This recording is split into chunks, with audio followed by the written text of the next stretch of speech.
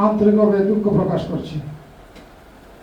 কাম তামিলু আও তামিলু মুত্রিফান ফি হৃদয় মিন শাবাবিন মুকতাবাল। এই মুহূর্তে বক্তব্য নিয়ে আসছেন সংগঠিত ব্যক্তি, সুদূর যুক্তরাজ্য প্রবাসী সাবেক ছাত্র নেতা, উম্মাহ হ্যান্ডসের প্রতিষ্ঠাতা পরিচালক, সমাজসেবক, বিশিষ্ট আলিমে দিন মাওলানা আব্দুল গফফার সাহেব। মাওলানা আব্দুল গফফার সাহেব।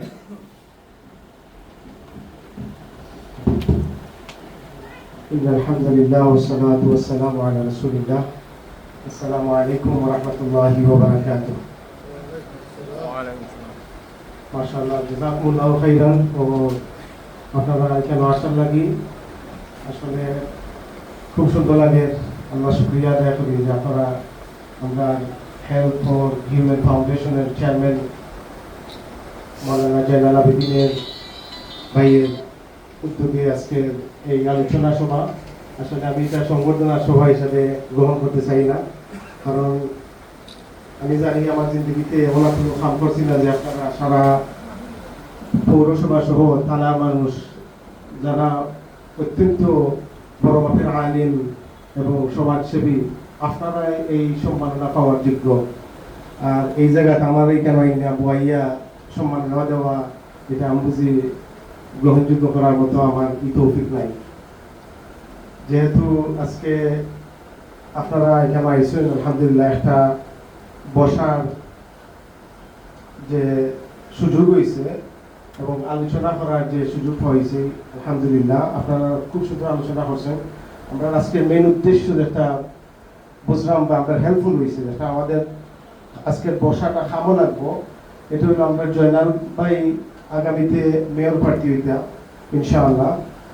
আসলে নিয়ম নাই যে নিজে মেয়র হওয়া, নিজে নেতৃত্বের জায়গা আসা বা নিজের আগুইয়া দেওয়া, এটা আমাদের ইসলাম বা আমাদের নবীজির নসিহত দিকে নাই। তবে বর্তমানে আমাদের মুসলমানদের যে অবস্থা, যে পরিণতি, এগুলোকে আমরা বাড়াইয়া আইতে হইলে এই পথ ছাড়া আর কোনো বিকল্প কোনো পথ নাই। কারণ বর্তমানে আমরা বাংলাদেশের মধ্যে নেতৃত্বস্থানীয় যারা ছিলেন বা আবারও আসতে চাইতেছেন, তাদের অনেকের মধ্যেই সমান গুণগুলো আছে, যেই গুণের কারণে আজকে আমাদের বাংলাদেশ বিশ্বের মধ্যে একটি দুর্নীতিবাদ রাষ্ট্র হিসেবে পরিচিতি পেয়েছে। এজন্য আমাদের উলামায়ে কেরাম এবং আমাদের ধর্মীয় চেতনা যারা রাখেন, ধার্মিক আল্লাহভীরু সমাজসেবক যারা শুধুমাত্র মানুষের সেবার জন্য এবং আল্লাহ রাজি এবং সন্তুষ্টি অর্জনের জন্য, দেশের মানুষের জন্য, মুসলমান এবং অন্যান্য জাতি যারা আমাদের বাঙালি ভাই রয়েছেন, জনগণ রয়েছেন, সবার জন্য কাজ করার যে একটি অনুভূতি, দেশ থেকে দুর্নীতি এবং অন্যান্য অপকর্ম যেগুলি রয়েছে সেগুলিকে সরানোর জন্য আমাদের সবাইকে এগিয়ে আসতে হবে।